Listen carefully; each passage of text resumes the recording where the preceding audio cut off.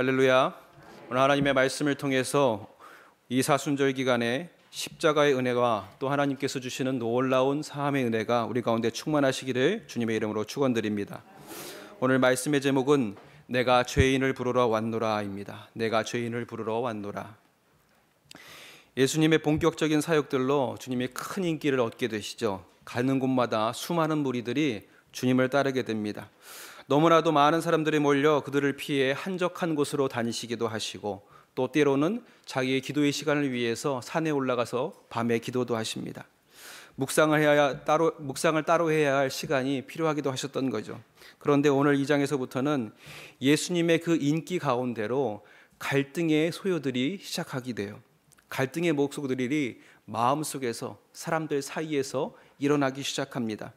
첫 번째로는 1절에서 12절까지 중풍병자를 고치는 사건에서 거기 앉아있던 서기관 사람의 마음속에 이것은 신성모독이 아니냐 하는 갈등이 마음속에 찾아오는 겁니다.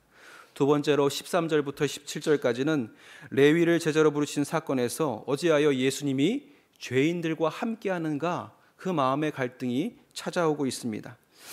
이렇게 갈등의 연속이지만 예수님은 한결같은 모습으로 복음을 끝까지 흔들림 없이 전하는 것을 우리가 볼 수 있습니다.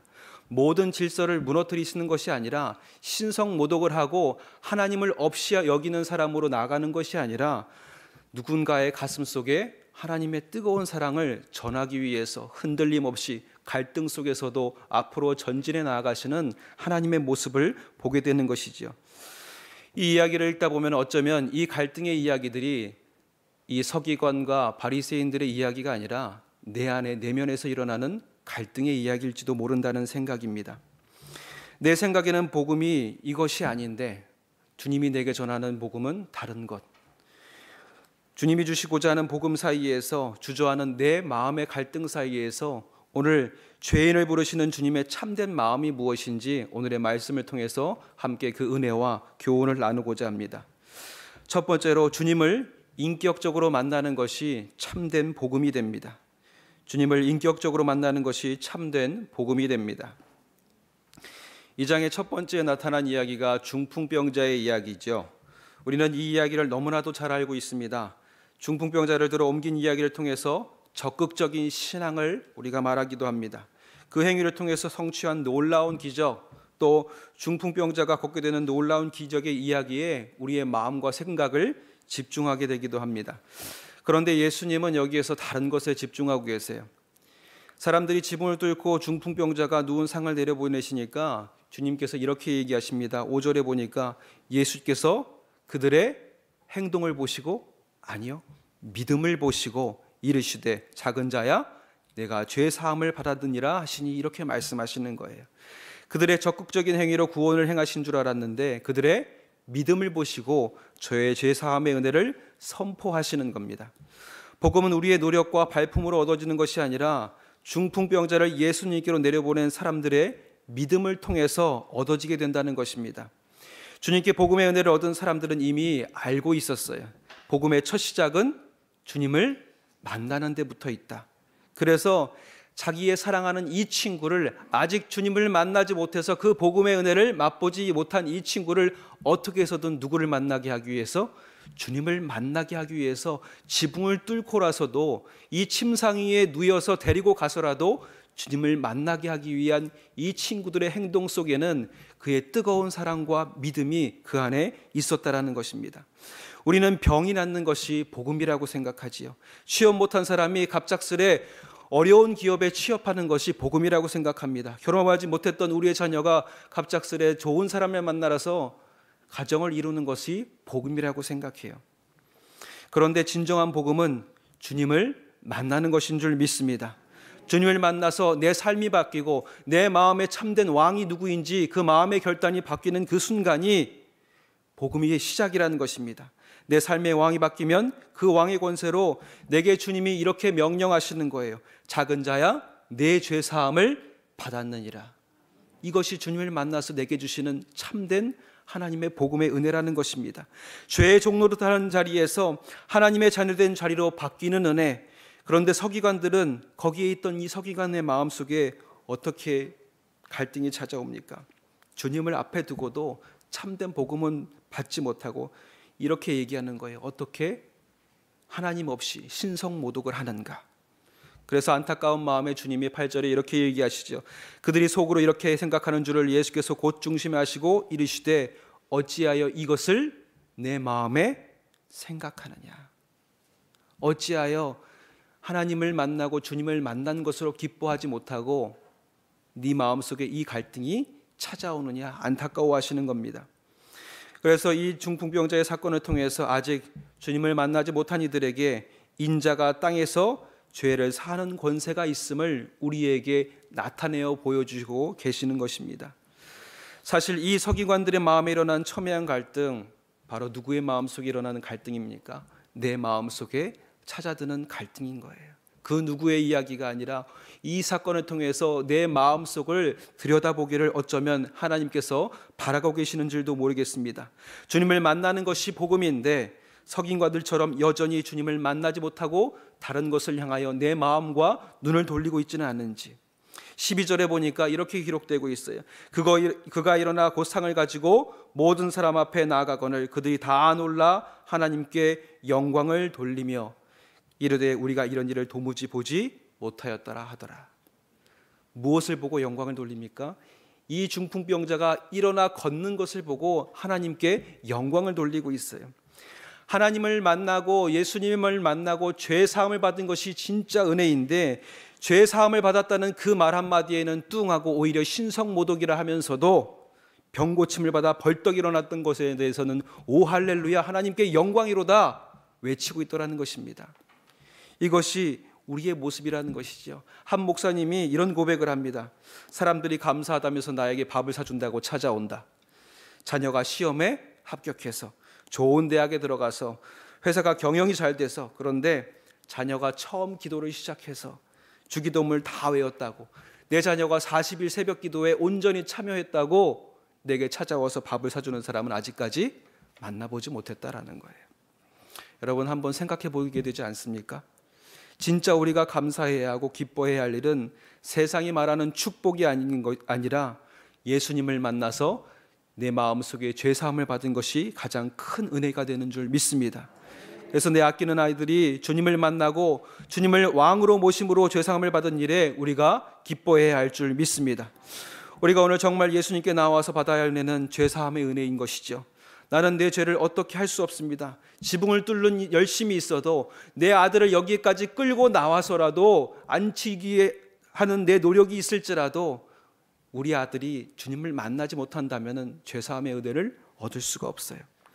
그러기에 오늘 우리의 진짜의 감사의 고백은 축복의 열린 일보다도 자녀의 성공의 길이 열린 일보다도 그 어떠한 난제가 하나님 앞에서 풀린 것보다도 주님을 만난 것이 내 감사의 고백이 되어야 할 줄 믿습니다.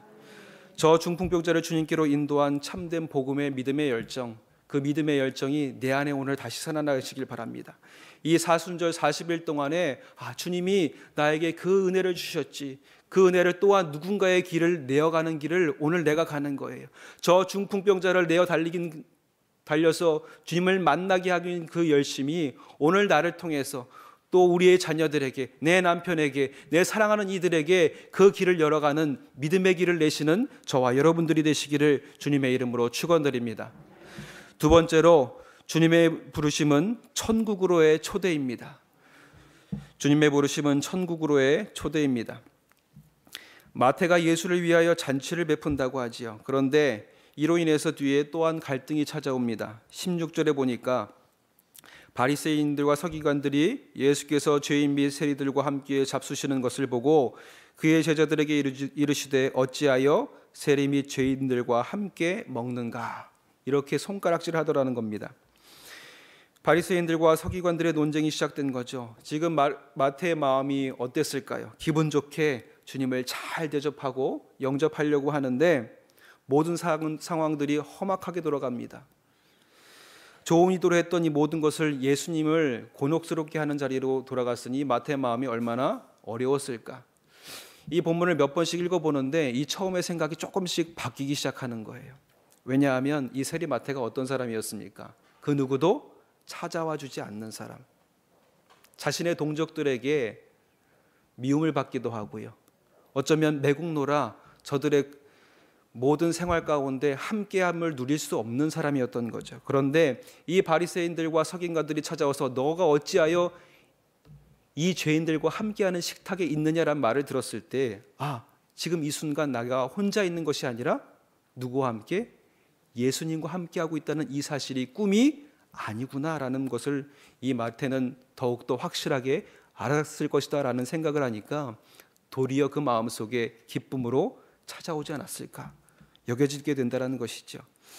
생애 마지막에서 간절히 원하는 것들이라는 책 중에 한 장로님의 고백이 있습니다. 이렇게 얘기하세요. 췌장암 3기를 선고받았던 장로님이 내가 가장 힘들었던 것은 내가 암을 선고받아서 힘들었지 않았습니다. 죽을 날이 다가옴으로 힘든 것이 아니었어요. 병상을 찾아든 위로의 발걸음들이 차차 끊기기 시작하고 혼자 남겨지는 이 시간이 저에게는 가장 지옥 같은 시간이었습니다. 이렇게 써놓고 계시는 거예요. 그 누구와도 함께할 수 없고 받아들이지 못했던 마가의 삶, 그 자체가 어쩌면은 마가에게, 세리마태에게, 마가에게 지옥이었을 것입니다. 그의 모습이 14절에 이렇게 기록되어 있어요. 또 지나가시다가 알페오의 아들 레위가 세관에 앉아 있는 것을 보시고, 예수님은 무리를 가르치는 도중에 레위가 세관에 앉아 있는 것을 보십니다. 홀로 앉아 있는 그 모습, 그 누구도 찾아가지 않고 홀로 외로이 고독히 아무도의 손길도 받아들이지 못한 채 마치 암 선고를 받은 이 장로님처럼 혼자 쓸쓸히 남은 생애를 살아내고 있는 이에게 주님이 찾아오신 겁니다. 보시고 해당하는 이 원어는 단순히 겉모습만을 바라는 것을 넘어서 내면의 모습을 살피시는 예수님의 그 능력이 담겨 있어요. 예수님께서 레위를 바라보심과 동시에 그 내면을 보셨습니다. 그는 자기가 죄인인 것을 알고 있었죠. 스스로 구원할 능력이 없음을 알고 자신에게 소망이 없다는 것을 너무나도 잘 알고 있었을 것입니다. 예수님께서 그의 가난한 마음, 깨어진 마음을 보시고 이 레위를 주님께서 부르십니다. 예수님은 그 출구가 안 보이는 어둠 속에 세모고 있는 이 마태를 주목하셔서 마태 안에 있는 절망을 보시고 그를 깨우는 부르심을 이 마태를 향하여서 외치시는 거죠. 지옥 같은 삶을 홀로 살고 있는 레위에게 천국의 문을 여는 소리가 들려오는데 이렇게 선포하시는 거예요. 보시고 그에게 이르시되 나를 따르라. 그러니까 천국의 문이 열리는 순간 어떻게 하는 거예요? 할렐루야 하고 주저하지 않고 나아가는 겁니다. 따르라 하시니 일어나 따르니라. 어떻게 천국 문이 열렸는데 주저할 수가 있겠어요? 지옥 같은 삶에 하나님이 손을 내밀어 주셨는데 어떻게 그 손을 놓칠 수가 있겠습니까? 그 순간 어둠 가운데 이 마태는요 빛의 손길을 바라본 거예요. 오늘 이 붙드심의 역사가 내게도 내 사랑하는 가족들에게 임하기를 간절히 축원합니다. 황금이라는 욕망에 눌린 삶을 상징하던 세관에 앉아있던 그의 자리는 어느 사이에인가 식탁으로 옮겨지는 거예요. 15절에 그의 집에 앉아 잡수실 때에 많은 세리와 죄인들이 예수와 그의 제자들과 함께 앉았으니 이는 그러한 사람들이 많이 있어서 예수를 따르미러라. 아멘. 아무도 구원의 손길을 내밀어 주지 않았던 이 순간에 이 세례 마태를 향한 이 구원의 손길, 뒤에 이어지는 삭개오에게도 동일한 은혜가 선포되었을 것입니다. 용기를 낼 수 있었을 거예요. 나도 죄인이지만 주님과 함께 할 수 있었을 것이다. 그래서 돌무화과 나무 위에 올라갈 용기를 얻었을지도 모르겠습니다.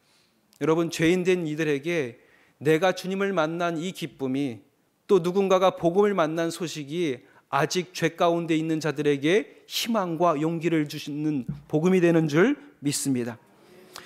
이 말씀을 보면 요한계시록의 라오디게아 교회를 향한 하나님의 말씀이 떠오르게 됩니다. 요한계시록 3장 20절에 이런 말씀이 있죠. 볼지어다 내가 문 밖에서 두드리노니 누구든지 내 음성을 듣고 문을 열면 내가 그에게로 들어가 그와 더불어 먹고 그는 나와 더불어 먹으리라. 아멘. 이 말씀을 모든 죄를 뉘우치고 돌이켜 회개하고 마음을 열어 주님을 맞이할 때에 장차 죄 사함을 받은 자들이 하나님 나라에서 그리스도의 영광에 함께 참여하는 것을 우리에게 가시적으로 보여주는 거예요. 오늘 이 세리마태가 주님의 손을 붙들었을 때 무엇을 경험하는 겁니까? 천국의 식탁을 경험하게 되는 것이죠.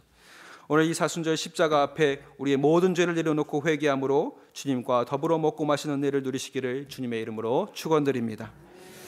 마지막으로 죄인을 부르심에 응답할 때 은혜가 시작됩니다. 죄인을 부르심에 응답할 때 하나님의 은혜가 시작됩니다. 오늘 본문을 가만히 계속 읽어보다 보면 마태를 부르시는 이 이야기 속에 이분법적인 시각들이 계속 보여지게 돼요. 주님을 만난 중풍병자와 주님을 앞에 두고도 알아보지 못하는 서기관, 또 하나님과 함께 있는 세리 마태와 그들을 향해서 손가락질하는 바리새인과 서기관들. 이 이분법적인 구조를 가만히 보다 보면요, 거지 나사로와 부자의 이야기가 떠올라요. 전혀 두 사람의 삶이 땅에서의 삶도 나눠져 있고요. 그런데 은혜가 되는 건 하늘에 올라갔을 때에 이들의 삶이 반전된다는 거예요. 오늘 이 세리 마태, 그는 홀로 있던 지옥의 삶에서 주님의 부르심으로 그 순간 어디로 옮겨지게 됩니까? 지옥에서 천국으로. 반전이 있는 삶이 그의 삶 가운데 있어요. 그런데 바리새인과 서기관들은 여전히 주님과 함께 더불어 마태를 손가락질하는 자리에 있더라는 것입니다. 그런데 예수님은 한마디로 땅에서의 삶을 천국으로 옮기시는 거잖아요. 17절에 나는 의인을 부르러 온 것이 아니요 죄인을 부르러 왔노라 하시니라. 여기에 세리 마태가 응답했을 때에 그 땅에서의 삶이 천국의 삶으로 옮겨지는 거예요. 오늘 우리가 내가 죄인됨을 인정하고 주님의 부르심에 응답할 때의 이 은혜가 내게도 응하게 되는 줄 믿습니다. 한스 로슬링의 팩트플리스라는 책에 이런 재미있는 관점이 있어요. 개발도상국을 바라보는 시각을 어떻게 표현하냐면, 선진국들이 개발도상국을 바라보는 시각이에요. 밑에서 1층짜리 빌딩이 있고 5층짜리, 10층짜리에 사는 사람들이 있어요. 서로 자기 집이 높다고 얘기해요. 야, 네 집이 높지 않아. 5층에 살고 있는 사람이 우리 집이 더 높아. 10층에 살고 있는 사람은 야, 웃기지 마. 너네들은 다 낮은 자리에 살고 있어. 내가 제일 높은 데 살아. 그런데 이 모든 모습을 100층에서 살고 있는 사람 이렇게 보다 보면은 1층에 있는 사람이나 5층에 있는 사람이나 10층에 있는 사람이나 다 똑같다라는 거예요. 여러분, 오늘 하나님이 이 바리새인들의 모습을 보았을 때에 굳이 우리나라 속담을 빌려서 얘기하자면은 도토리 기재기라고 말씀하셨을지도 모르겠어요. 지들이 뭔데 자기가 낫다고 저 사람들 향해서 죄인이라고 할까? 여러분, 바리새인과 서기관들을 자신들을 구별해냈어요. 그러면서 사람들 향해서 죄인이라 손가락질했습니다. 자기가 누구인지를 모르는 거예요. 죄인인 줄을 깨닫지 못하고 자기의 삶을 의인의 자리에 반열에 올려놓고 하나님의 은혜는 여전히 죄인들을 향하고 있는데 거기에서 비껴나가는 삶을 살고 있는 것입니다. 어쩌면 우리가 이렇게 세상 속에서 사람들을 구분하고 있지는 않은지요. 너와 나를 구분하고 나는 좀 난 놈이야. 나는 달라. 그런데 그 순간 하나님의 은혜 안에서 비껴나가게 되는 엄청난 실수를 범하게 되는 것이죠. 여러분, 분명히 주님은 우리 모두에게 찾아오십니다. 바리새인과 서기관 앞에서 서 계시기도 하셨고요. 분명히 마태에게도 서 있었고 삭개오에게도 서 있었고 중풍병자 앞에도 서 있었고 수많은 사람들의 시선 앞에 주님은 찾아오셔서 서 계셨어요.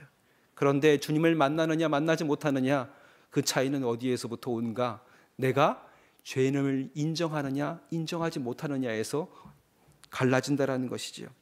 여러분, 부르심에 응답할 때에 그 부르심 속에서 나는 주님 죄인입니다 고백하는 순간에 이 땅에서의 삶의 지옥이 종식되고 우리의 삶이 천국으로 옮겨지게 되는 줄 믿습니다. 베드로도 주님을 만나는 순간 고백할 때에 놀라운 역사가 펼쳐지게 되는 것, 주님 나는 죄인입니다. 그 고백할 때에 제자의 삶이 시작되고 하나님의 나라 천국의 문을 열어가는 하나님의 놀라운 은혜를 받게 되는 것을 우리가 보게 됩니다. 오늘 그 은혜를 소유하시고 천국의 은혜를 우리가 주님 앞에 고백할 때 우리가 오늘 처음에 불렀던 찬양, 내 영혼이 은총 입어 중환제짐 벗고 보니 슬픔 많은 이 세상도 이 마태가 경험한 천국이 되어가는 은혜가 내게도 있을 줄 믿습니다. 그러면 이후부터 우리는 나 홀로 가는 인생이 아니라 주님과 동행하는 천국을 맛보는 인생이 될 줄 믿습니다. 이 세상의 많은 소요 속에서도 마태처럼 죄인된 나를 부르심에 응답하심으로 세상의 기쁨과 중한 죄짐을 내려놓고 이 땅에서 먼저 천국의 기쁨을 누리시는 이 사순절의 십자가의 은혜를 소유하시는 저와 여러분들 되시기를 주님의 이름으로 축원드립니다. 기도하겠습니다. 하나님, 우리가 주님을 만나 죄사함을 받은 것에 기쁨을 누리게 하여 주시옵소서. 또 누군가를 주님께 이끌어 참된 죄사함의 기쁨을 맛보게 하는 생명의 길을 열어가는 주님의 귀한 사람들 되게 도와주시옵소서. 세상의 부요함으로 주님을 잊지 않게 하여 주시옵시고 가난하여도 주님이 없다 하지 않게 하시고 우리의 외로움 가운데 찾아와 주셔서 죄인된 나를 부르시는 주님의 음성을 듣게 하여 주시옵소서. 내가 죄인됨을 고백하게 하시고 죄인의 자리에서 떠나 주님과 함께하는 거룩한 식탁에 참여할 수 있도록 나를 인도하여 주시옵소서.